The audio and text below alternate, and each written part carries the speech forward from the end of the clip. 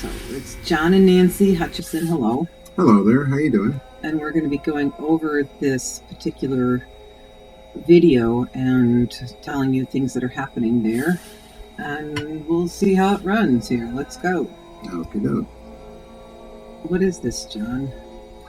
Oh, it is a small Tesla coil, about 200,000, 300,000 volts, running and igniting a fluorescent lamp. And what's that ball on top? What's that made out of?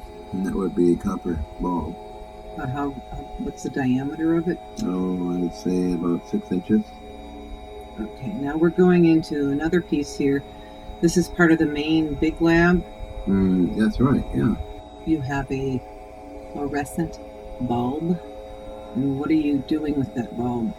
Well, what I'm doing with it is lighting it up with an electrostatic generator, which is very big. It's 9 to 10 feet tall, 2-foot diameter ball on the top. I built it, my own design. Is that a Van de Graaff, or that's just something you built? No, it's a Van de Graaff. It's something that I did build, but to my specs. And you're using the bulb to do fine tuning on it? Kind of like that, yes. And there's something over your head there. What is that? Oh, that is a huge toroid, aluminum toroid that collects electrostatic energy and discharges it in other locations. And then there's this other piece here. It's the top of a transformer, I think. Now, that would be part of a Tesla coil specialty item I built. And you got zapped. How do you think the zapping happened? What happened? It jumped through the glass into my arm and to the ground. This down here is what? What is that? That is a static accumulator as well. So you're trying to build up static electricity inside of these? That's correct, yes. Ah. So what I'm doing there, tuning it up to optimum voltage. Okay. As you can see, it's got a special corona suppressors on it, and enhancers as well. Back of the interferometer, also in view as part of a giant transformer. Right. The white capacitance. The white is the capacitance used for the interferometer? That's correct, yeah. So kind of Tesla design type thing. Your own special field shaping type inventions. Okay. Are you touching the bulb up on top there too? Is he trying to ground the bulb? I'm actually trying to ground it there so I don't get too zapped up. I'm kind of dwarfed by it, as you can see. But how tall is that? About 10, 12 feet? Yeah, but it's, well, the ceilings are 12 feet high. And that has to be around 10, maybe over 10 feet. And what's happening here? You're fine tuning, but what are you looking for? Well, intensity and repetition of intensity of static electricity. And so based upon what you're observing with the light bulb, do you then make some adjustments to the equipment? Absolutely, yeah, that's what I do. So you're looking for more zaps, less zaps, more intense? What are you looking for? Well, I'm tuning it towards optimum output. How do you know that it has an optimum output? Brightness of the fluorescent tube. So when the fluorescent tube is really bright, you know that you've got a really good output. That's correct. You actually use that in RF testing antennas as well. Fluorescent tube. And this back here, what's this? That is a giant horizontal Tesla coil. So that's the primary on a Tesla coil. Yeah, pancake type. All right, so now we're going down the big Van de Graaff, and the left of it is part of that transformer. Is that right? On the left there, yes. This is a transformer you designed. Exactly. So let's explain this part of the Van de Graaff. This is underneath the big ball. And all adds into an RF output and energy and accumulates static. On the top is a thicker ring. What does that thicker ring do? That's for lower frequencies. And then you have a series of bands that run down the pipe. And what do those bands do? Oh, those bands enhances frequency. And you have a toroid coil around. Yeah. And the purpose of the toroid coil is to shape the energy output. And what are you trying to shape it into? What I see in my head. A workable energy field.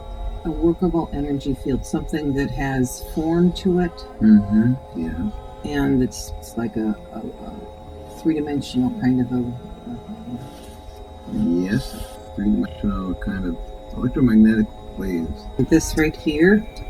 Well, that's a gigantic insulator of 100,000 volt 3 kVA transformer. Why is it crooked? Why isn't it straight up in the air?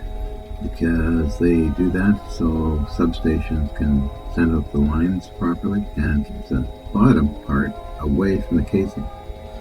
Okay. So it doesn't spark. And the ball on top of that, was that something you added or was that with it? Oh no, that's something I added. It was the Corona suppressor ball. You don't get sparks out. Okay. Blasting into the air. Basically, you're trying to control all of this voltage in it so it doesn't go zapping all over the place, and it does what you want it to do. Yes. That's the bottom part of the Van de Graaff generator. That's the bottom part. And there's a outside ring, and then it looks like an upside down pot. Yeah, that's where the separation of charges happen. And it's got boosters and insulators and all kinds of cool stuff.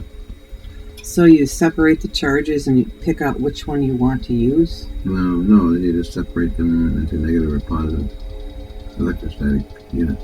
Okay. It's kind of like a big recipe, isn't it? Yeah, that's well put. Okay, and this, what is this here? That is a high-powered X-ray transformer. 400,000 volts. So there's 400,000 volts. Is that feeding the Van de Graaff? No, that's a separate system. It's a separate system. Now we're at the transformer. The big transformer. 2 tons of it. And this piece of the transformer is? That's the other insulator, the other part. And it also has a Corona suppressor on top that you added? That's correct, yes. This is part of the original right here, or is this? No, that would be the original. That's the original. And then you added the top ball as a Corona suppressor.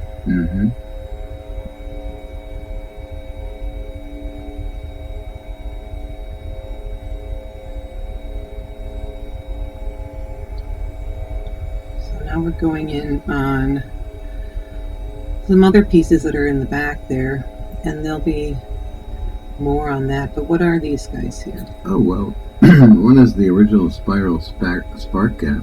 Original spiral spark gap I built, along with RF chokes and connecting high voltage balls and coils. Now this is the big guy, isn't it? This is the transformer? Oh, that's Tesla coil, my own design. That I actually copied part of it from the plans, and it's 2 feet diameter, 10 feet high or more, puts out 10 million volts. 10 million volts. And was this that you started with the plans from Tesla's plans? Or what plans did you start with and then you adapted? Would be Tesla's plans. And why does it have that little tiny ball on top? To guide the high voltage out. Guide it out into a very small ball. Low Q, low capacitance, but has a purpose. Okay, we're back onto the transformer. Yeah, big fella, 2 tons, 3 kVA, meaning kilovolt amperes. Same duty as the Westinghouse transformer Colorado Springs Lab 1900. That's what Tesla had. Not like this, but he had the same ratings. We go back in and look at the chokes again. Looks like this might be a little bit of a repeat from, so we're kind of going through the same thing again, and we're back to the big Tesla coil that you made. And he zooms in. In this building in downtown Vancouver, the old Murchie's Tea building, 5-story high. Were you in the first floor? Yeah, basement. Or in the basement? Okay. Oh, yeah. All right, now we're swinging around to a bunch of gauges. Very interesting gauges, all very vintage, along with naval gauges, and also adapted to reading frequencies, heat, amperes, phase shifters, and other frequencies. I like building the best. So were those all military? Navy, all Navy stuff. Now we've got this, looks like a globe with two circles put together. What is that? That's what they call them. They use them on Navy ships, and they're what they call direction finding antennas. This is a 200 amp variac. And so this was used to vary the amount of power that was being sent in? Yes. I use it along with the 100,000 volt transformer. These are more power meters. Turn of the century type. And were those hooked up to the variac or to something else? They would be hooked up to variacs, supplying voltage to all the transformers. So this is how you're able to gauge the amount of power that was being fed. Yes. We've got amperes and all kinds of... Looks almost like a chart on the bottom here, on the left one. No, that's a different type of movement of a meter, power meter. Come out of a substation.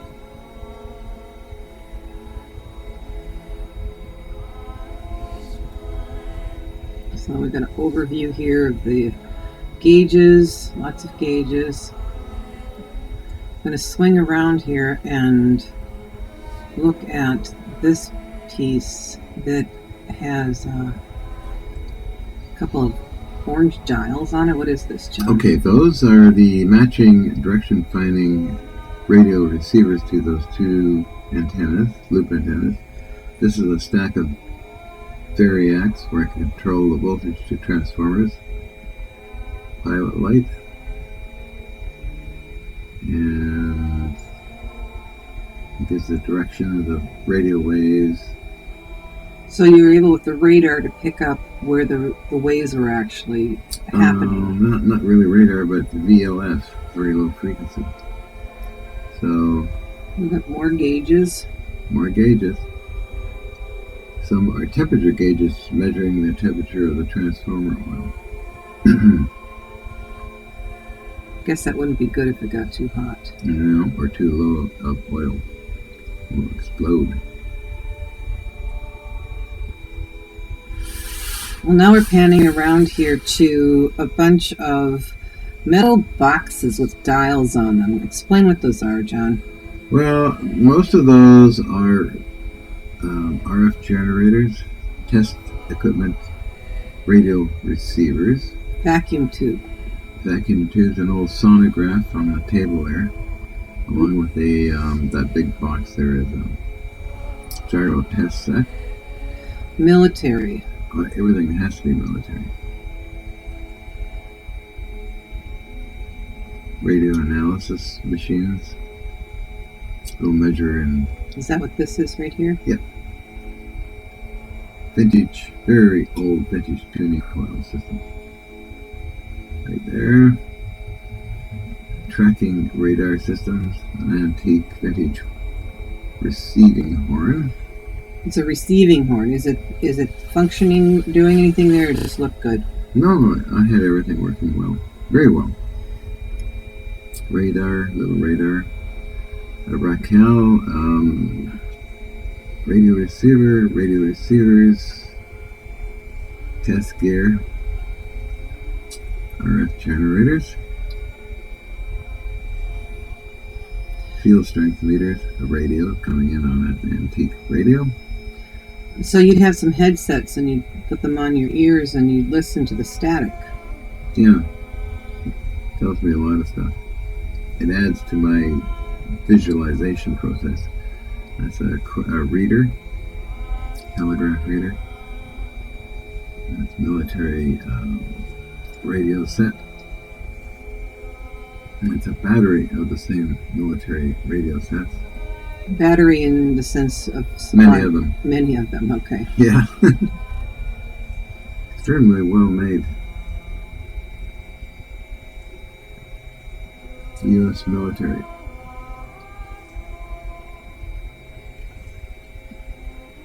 And some more test apparatus down there. Testing the frequency, the strength of the frequencies? Yeah, that's a whole radio receiver, that one big rack. Light-colored rack. Mm-hmm. Okay. A little radar. Radar. A accelerometer. Sarah receiver. Yeah, used in aircraft for detection of radio waves, guidance systems.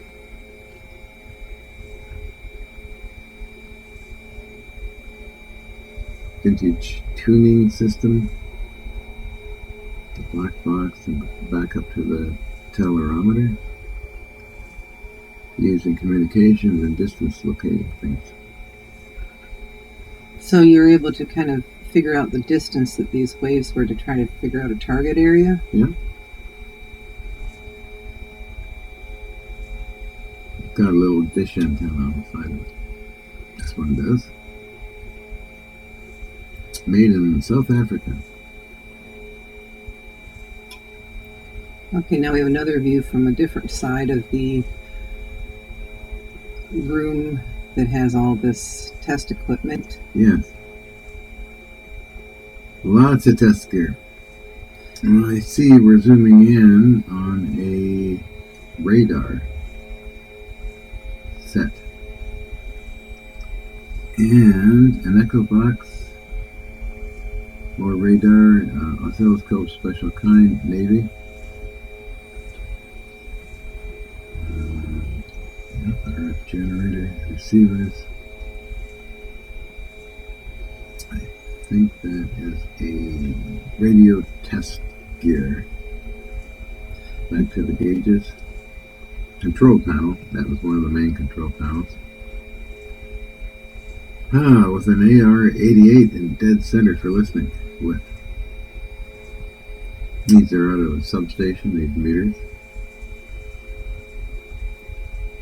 I remounted them properly. How long did it take for you to put this together, John? Actually, not too long. Well, I do multitasking.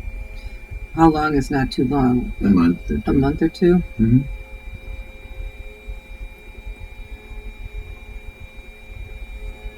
That's a little better view of the big Tesla coil, 10 million volts. And then we have some other things, like another big ball we just went by. And we have, all of these things. So let's kind of look here at what this is. We've got all these circle forms. What are those? Circle forms are for guiding and moving RF and high voltage, as well as electrostatics around in different positions. Made out of copper? Copper, brass, and aluminum. And then this over here, it looks like just a whole bunch of light bulbs set up there. What are those? Those are big triode transmitting vacuum tubes that be in operation, glowing in the dark. That looks pretty cool. And pulsating plate transformers and all of that to operate heavy duty stuff. We might go back to that, I think, in this, and we'll go over a little bit more with it.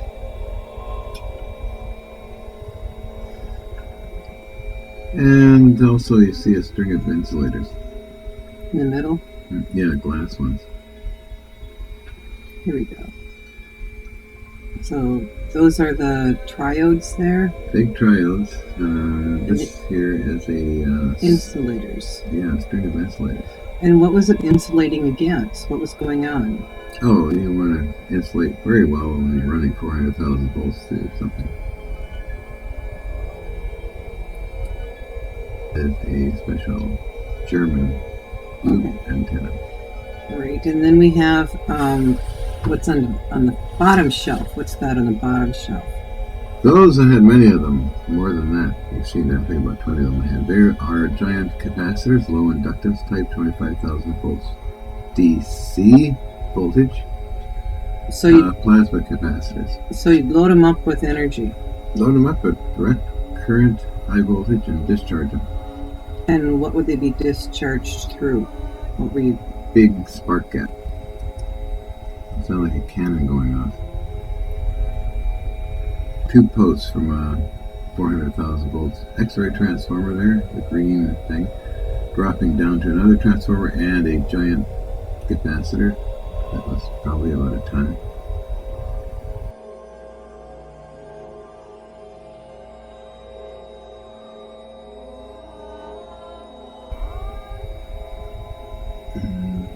Okay.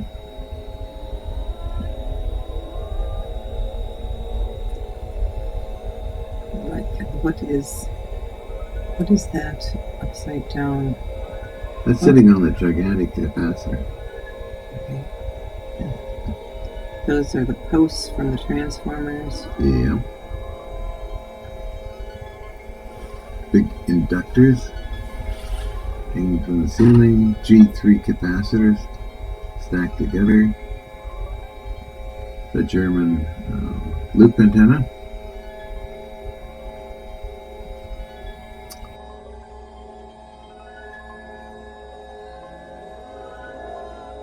It's something on the wall. What's that? Okay, that is a vintage, probably 1880s voltage regulator using carbon disc. Here's the big main off switch. That is the big main off switch, on and off. Breaker. Vintage. Well, I built it. And then we have some more of these guys here. Oh yeah. Transformer regulation gauge.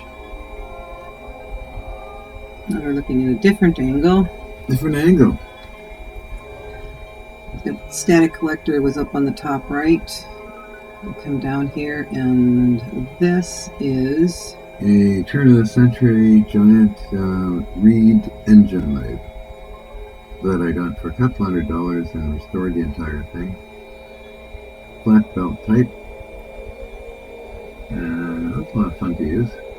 You use this to make a lot of the equipment in the lab. Yep. And a small Busy Bee tool milling machine. So I've been buying stuff for a long time. And what's this here, John? That would get into voltage regulation. Turn of the century. That looks like a huge variable capacitor. With little fins. Yeah, that's actually quite the unit. It is voltage regulation. And what do we have down here? Oh, those are, okay, that's a variable inductor. On the lower right side is a variable inductor. Yeah, and that is a high voltage capacitor.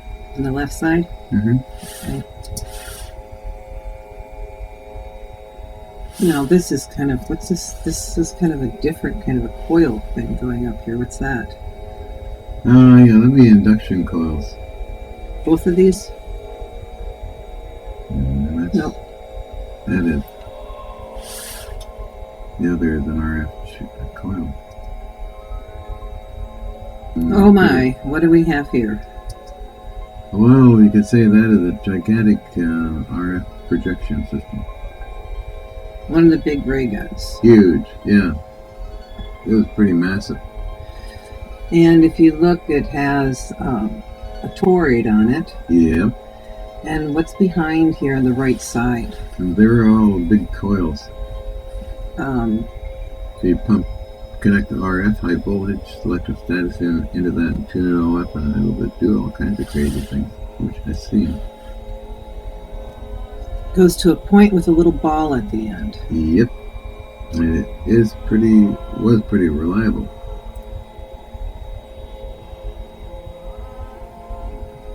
That got there. Is that the other side of it? Other view of it there. Yep.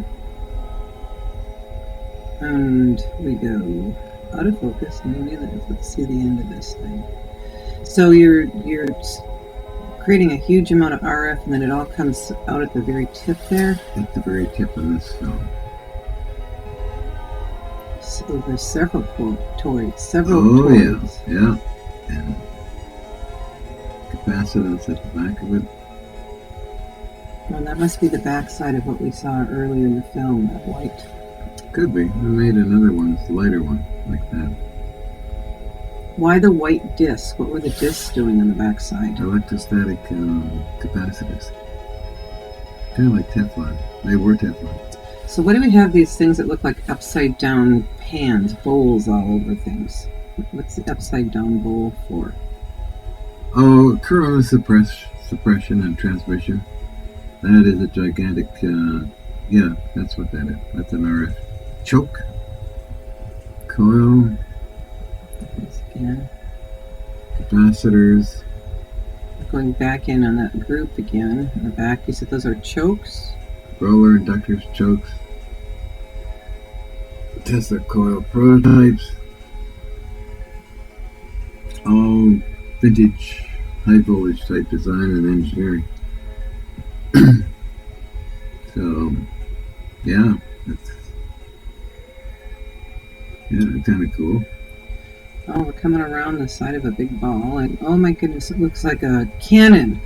Cannon through a what is that, John? And why is it that way? Well, it's kind of like an antenna with a field shaping waveguide right around it, so I can tune that waveguide, different angles.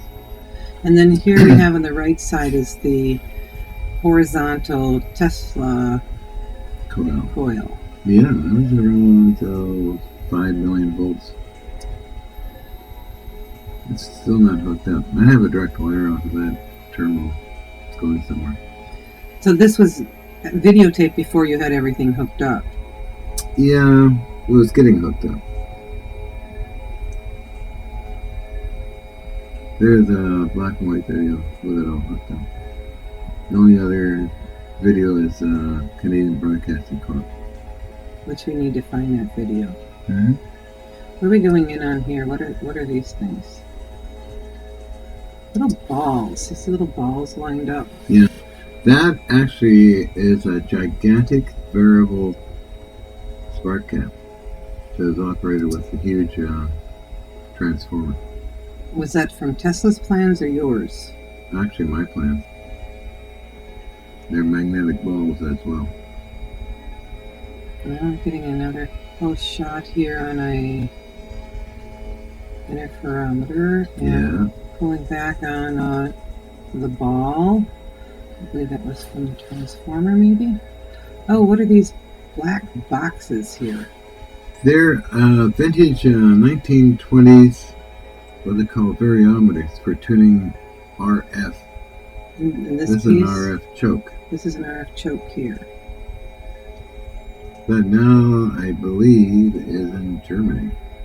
Now we're looking at the toroid coil. Another toroid coil, just hanging in the air. Hanging in the air, and the insulator. High voltage will be attached to it. So you spin the high voltage around the toroid and it goes out someplace. Oh, yeah.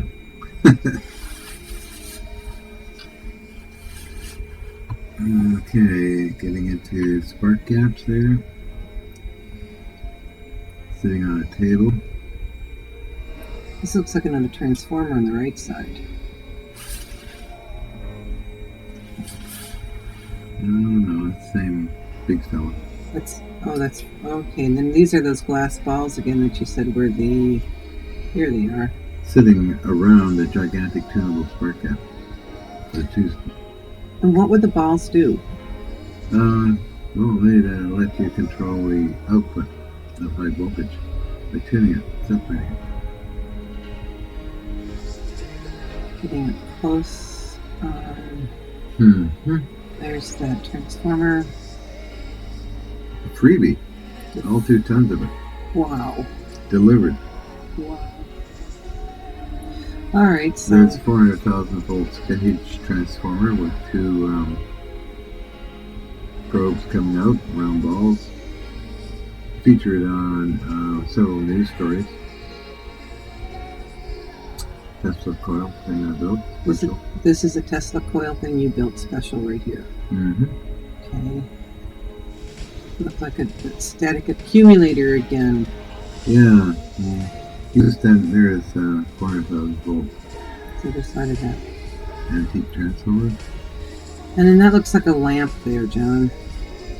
Oh, which one? That? No, yeah. That's a Corona suppressor on a 1-ton capacitor. There's some more gauges back here. Yeah, there's more gauges. How did you keep track of all the gauges going? I mean, you had to be looking at the gauges and listening to the static and moving the dials. I mean, my goodness, how many things did you have to do at once? What? That's why I don't like people around me when I'm doing things. When I'm doing anything like that. This has got a glass. Is this glass in here? I had glass insulators and glass capacitor. And what's this guy over here? Field shaping. Sitting on top of a high voltage transformer, 30,000 volts. That is a variable. Gigantic capacitor inside a tank with a pressure gauge. Now we're going up to another ray gun. What is this, John? That's what they call a dumbbell Tesla coil. A dumbbell Tesla coil. Yeah, it's got terminals at both ends of it, and it'll shoot sparks out both ends. Corona suppressors on it as well? No, it's Q adjusters. Oh my goodness! And now you have this guy that has all these little balls along it. Now what's this? High voltage sprayer. Sprayer. Yep. And we have a disc here that's a circle of aluminum. What's that? Or bright shiny stuff? That would be a Hutchison loop, and in front of it is a gigantic suspended spark gap for discharging those giant capacitors you saw previous. And what was the purpose of the big loop? Oh, just to measure the discharge. Okay. And to make it shock it, kind of thing. We're back to those triodes, is that right? Yes. In the DC transformers, X-ray transformers were inside their gigantic diode packages. And your insulators. And we are back on some more triodes or something. What's this, John? That's a part of the Van de Graaff generator at the bottom of it, spark gaps, other spark gaps. And up here, that's a Van de Graaff? Yeah, that'd be 500,000 volts. This one you built, or? I actually repaired it. Mel Ernest Winfield gave me it a long time ago. I had to rebuild it because it was kind of wrecked.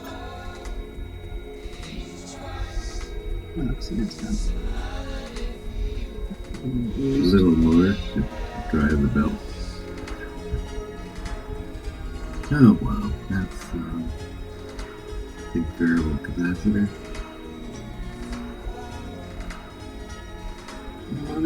Oh, there's something. Yeah.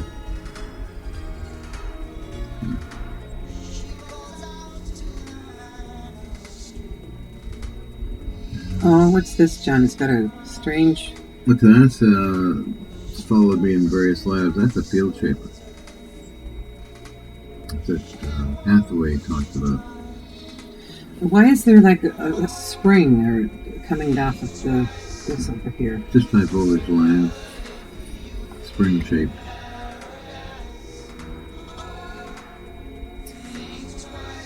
And that's a battery of G3 capacitors, spark gaps, and capacitors. There's a big spark gap right there. Yeah. roller inductors. Now you've got balls on your spark gaps. A lot of times people have points. A lot of people have points. I'll have points too. Why did this one have balls? Stabilization. And these along here? Gigantic 35-pound copper, silver-plated roller inductors. Roller inductors. That's what we. Those are the things we said. Look, we had the little ones in our hands, and look how big these guys are. Monsters. They're huge. There's a close-up of gigantic spark gap. How many spark gaps did you have going in there? Oh, many of them. Don't know the exact number, but well over 10. You've got these little magnetic balls underneath it for tuning. No, that's just ornamentation. I build everything to the best of standards. Okay. We're getting into exotic stuff here. High-powered tube, and this is a nuclear reactor. What do you mean it's a nuclear? That's where I had my uranium source in that thing. You had uranium in there, and what would the uranium be doing in this whole It felt process? like I needed extra help. Extra help. Yes, alpha and beta and gamma radiation. Inside the round ball at the very bottom of that thing. And this looks like a cannon right here. What's that? No, actually it's a machine tool that adapted to variation to ground high potential. You can adjust it and have a point on it and would vary the ground to the nuke. Okay, so, and then we have something here with a glass insulator or glass tube and a ball on top. Yeah, special electrostatic kind of ray gun system. And what's this right here? Vacuum tube. Big air-cooled tube. Capacitor? Yeah, big fella.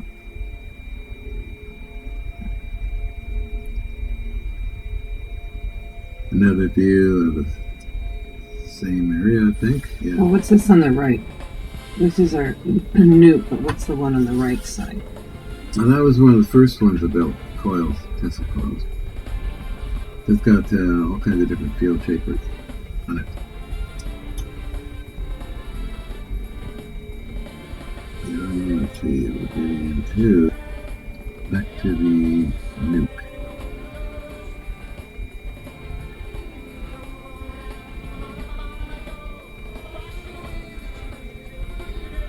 Stainless steel ball where the radioactive material is kept.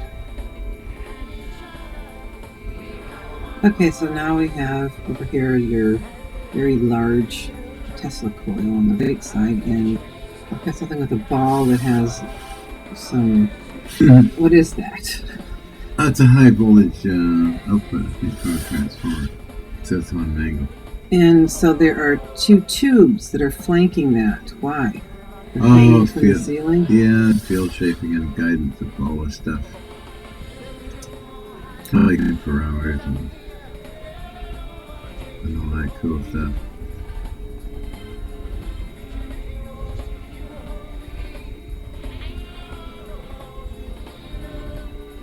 So we're back to. That's a gigantic roller inductor. Yeah, that's huge. And what's behind it?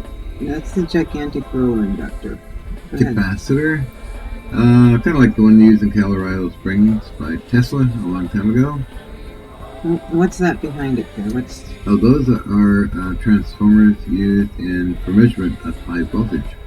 So you put high voltage on the top, then read out a very small amount at the bottom.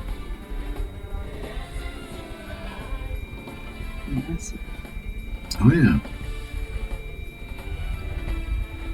Getting back in, I don't know what that is back behind there, but alright, so now we're going along. Engine lathe and flyball governor used in steam engines. A restoration job and a revolving cannon I made. And eventually, I'm sure that's the end of it. The barrel. Made out of 4140 steel. Down, down. It's quite heavy. See the actual frame, the cylinder in the middle there, you can see that. highly ornate. Another view of the engine lathe, reed style, 2,000-pound lathe. Glass boilers, as you can see there. Classic vintage piece that I had a lot of fun restoring. So I took the old reed engine lathe, turn of the century type, flat belt driven. Nice design. Moving along to more machine tools, a small milling machine, a rotary table.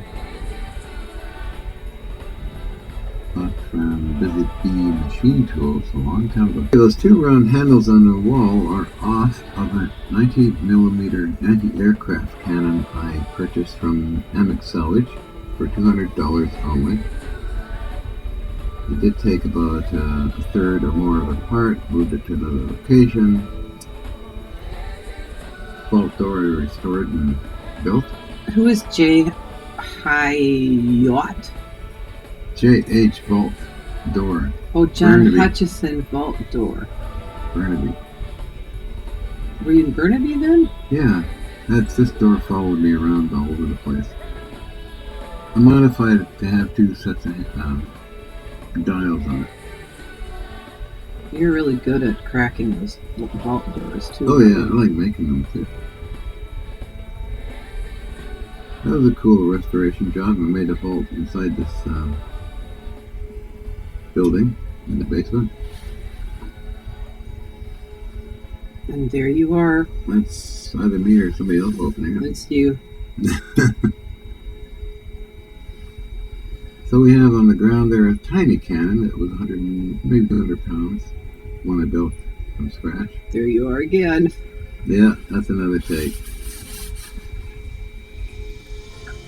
So in here, I see a lot of long rifles. yeah, they're mostly World War II vintage, World War I, a few Civil War guns, machine guns. We'll go in on some of it. Oh, there's that little cannon you made. Yeah. 2 feet long.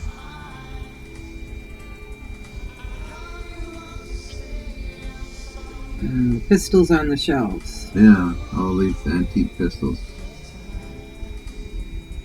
Now, there was a time when you got raided and all your firearms were taken from you. Was this some of the collection that was taken from you? Yeah.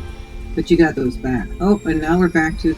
Oh, yeah. I notice it has this little spin of white around it when the camera moves. That's the tip of what interferometer? The big fella. That's the big fellow. Yeah, the film person filming this noticed that kind of strange effects with it. Was there anything running at this time? I know there's a strange noise. No. But sometimes people that have stayed in the lab notice that the machines do strange things unplugged. We had that happen with the government. We've got a coil coming off of here. What's this coil? That would be a high voltage lead.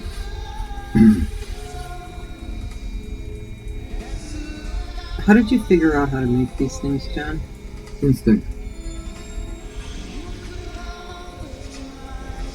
Faster than math and measurements sometimes.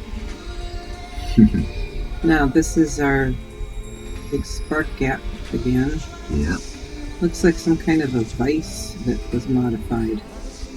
No, it was a tuning system. Machine tool parts.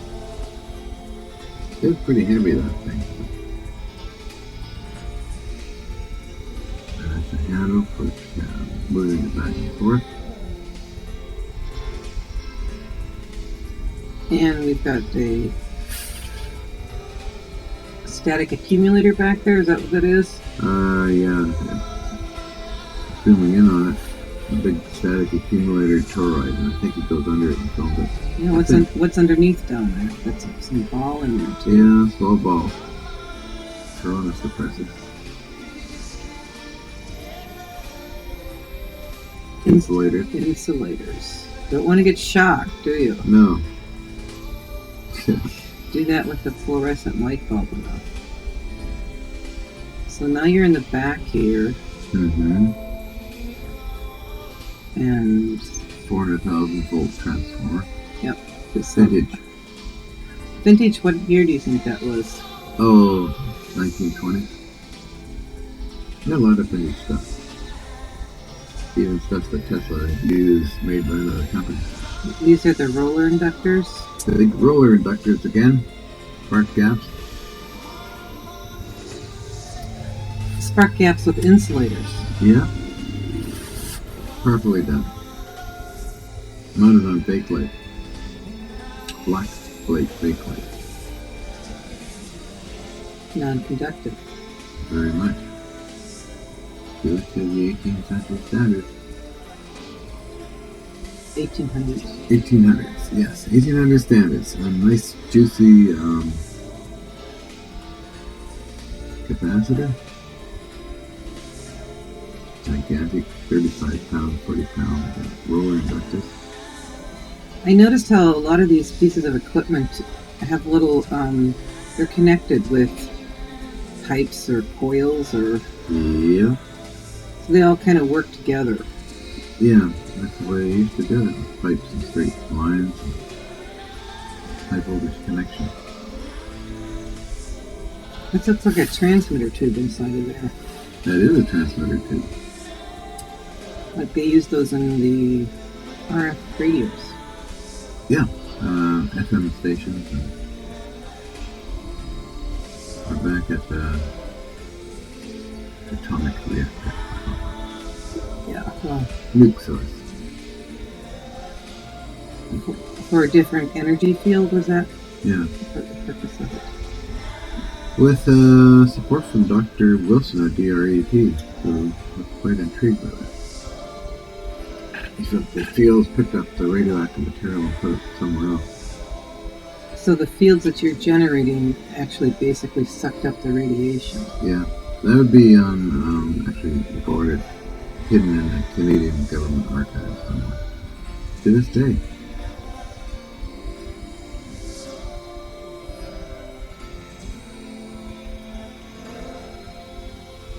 So these guys all kind of stood in the corner over there and had their own little party. Kind of had their own little party, yeah.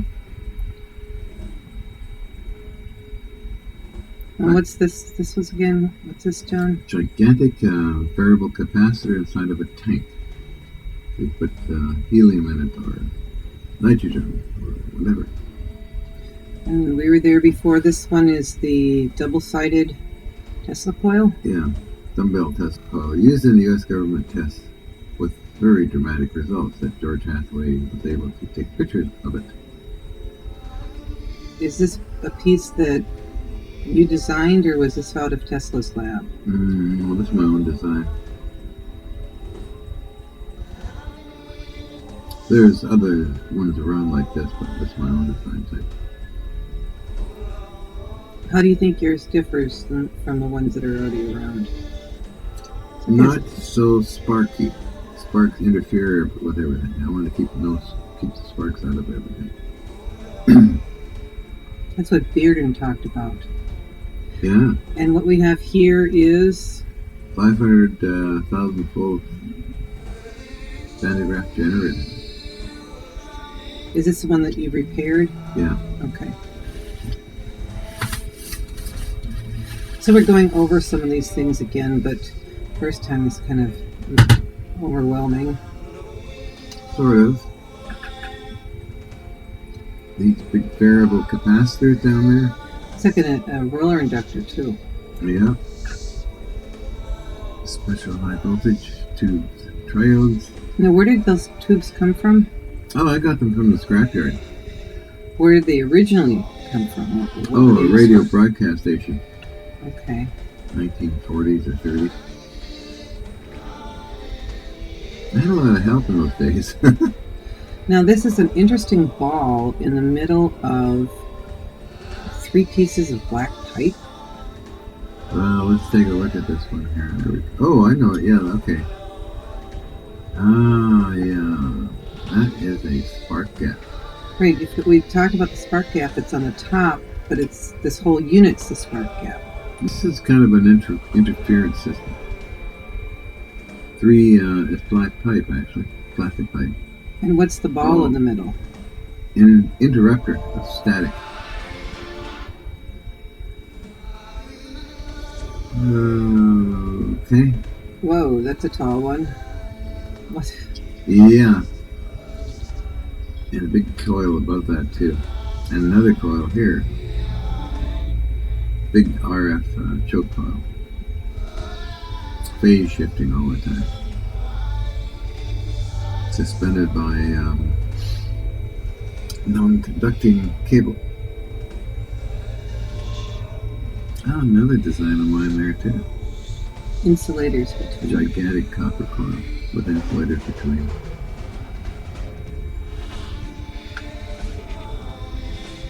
A few microhenries, but high voltage will be going through that.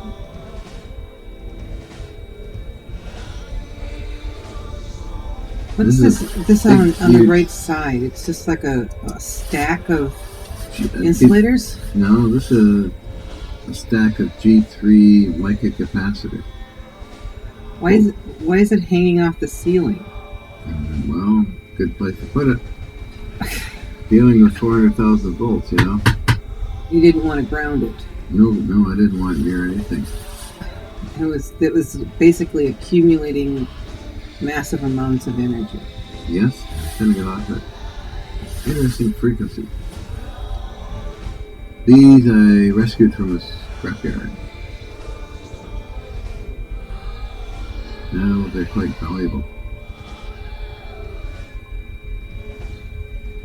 So at the very bottom they put one lead, and you can actually put leads in between too.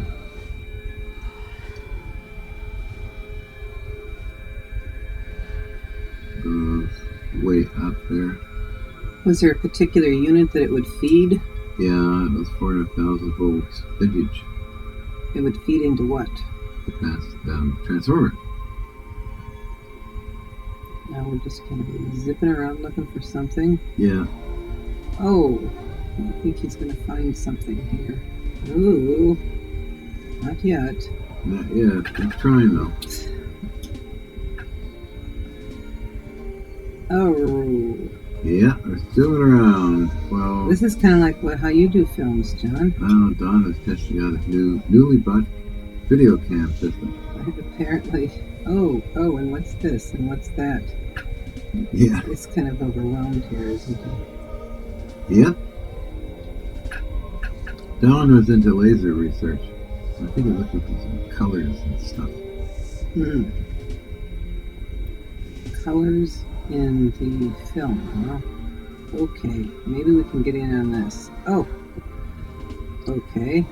A quench, what's called a quench spark gap, cooling fins. That would spark in the middle there, and it would keep it cool, stable. That's all air cooling. What's this next to it? That's an RF choke. Again, vintage 1920s radio transmission station. And these pieces here, this is a little inductor, extra coils. Is this more like the fine tuning when you get to this point with it? Yeah, vintage fine tuning, let's say. More roller inductors, big giant insulator, holding up the gigantic variable spark gap. Jump to the cannon. How long did it take you to make that, John? Oh, I got a bill of this steel, took it to a machinist to drill a hole real fast, then I put it in the lathe and machined it and made all the carriage and everything else. How long did it take for you to make that? Oh, I'd say probably a week on and off. We have here what? I think your toolbox. Is your toolbox in the middle? Yeah. The vintage Lewis machine gun, World War I.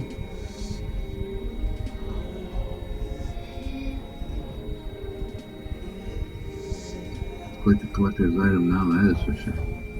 Wow. I was an idiot and sold it. We have in there should be a 50 Browning sitting in there somewhere. Various rifles, antiques. We have here machine tools.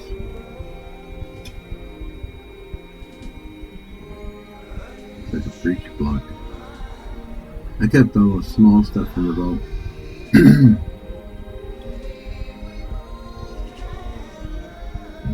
What's on the shelf here? Oh, these are all machine tools. Brass oilers. Tool parts. Dead center, live center, dead center.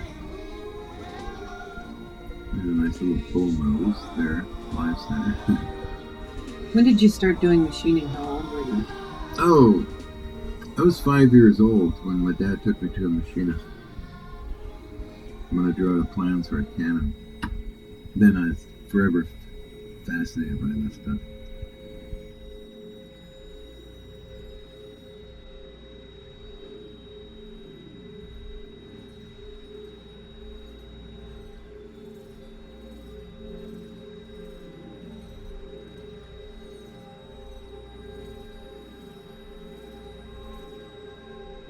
I tried to make my own lathes, which I did do. What are these things up here? Well, these are all attachments for a turret lathe I used to have. A Warner and Swathe turret lathe. This is the front end of a 50 caliber Browning barrel. Oh my goodness, I guess I still have those. Another cannon. Couple of them. Yeah, a couple of cannon. That was my portable cannon under the arm, get on the bus and go to Deep Cove, rent a boat, and shoot it off the middle of the cove. With toilet paper, making it snow. Yeah. The Tesla medallion, minted by a friend of mine, Thomas Lee Hutchison, who was a friend of Nikola Tesla. And he gave me this medallion. Later on, I gave it to my friend in Germany, Roland. Roland who? Frito.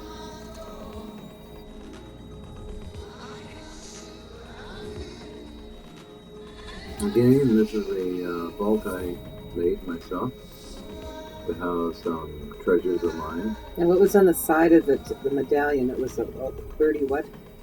That was that's a 30 caliber Browning machine gun.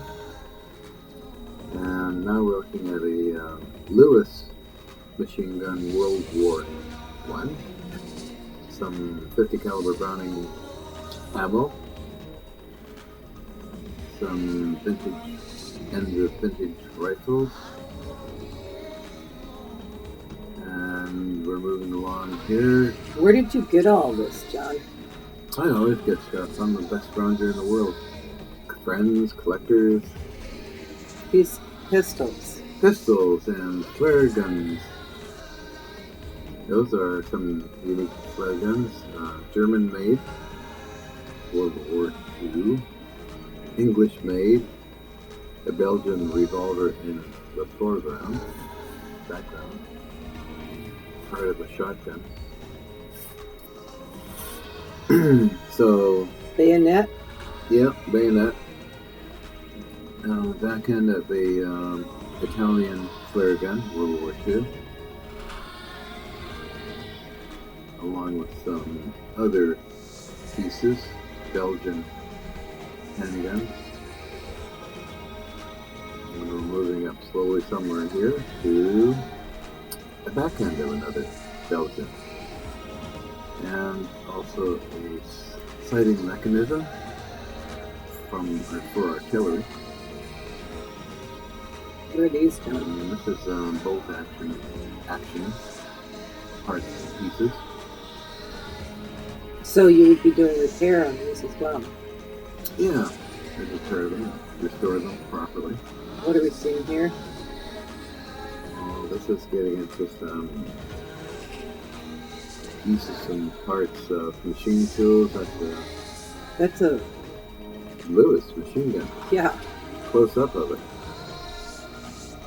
These are extremely rare and probably worth about 100,000 now. I sold it. That's really dumb of me, but the heck. that was mounted on a biplane. And I don't think it's a Red Baron. He would have the German 08-15 Maxim. So moving in here, some German shotguns. That is a 50 caliber Browning barrel. With a point on it? And I'll probably stuck something on here. I believe it is. Various bolt action rifles. Infamous Lewis. Zooming in here at another angle. And 50 caliber Browning rounds. And let's see, my 50 Browning is probably in a box. Crate. It's quite Labor Coat firearm. Extremely rare. And that's a Sterling machine gun British. Piece of it. Yep. Sections and parts. They're always being doing something for me. Back in the May for it. I think we're back over to the Italian foot again. Plastic handles and some Belgian pistols, which actually I believe I still have.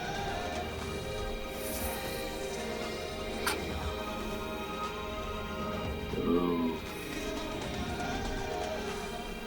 parts. Where did you? Oh, and what's this right here? That is a traverse mechanism for a 50 Browning machine gun. And a pedal mount beside it. Zooming down here, some vintage shotgun hammer guns, of course. Mausers. Oh, cool. Back behind on the shelf or some things. Parts and pieces for them, too. There's a famous Johnson Semiago. Not too many of them around anymore. Back to the Tesla medallion. Knitted by Thomas Lee Richardson.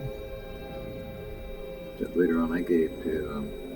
What's that symbol mean on it? I'm not too sure. I actually forget. I think our friend is standing inside the vault filming out to the Tesla lab now. Big 3-phase capacitor. Power factor capacitor. What's that? Has a strange little form to it. Yeah, more field shaping stuff there. And I think he's backing around filming, let's see, some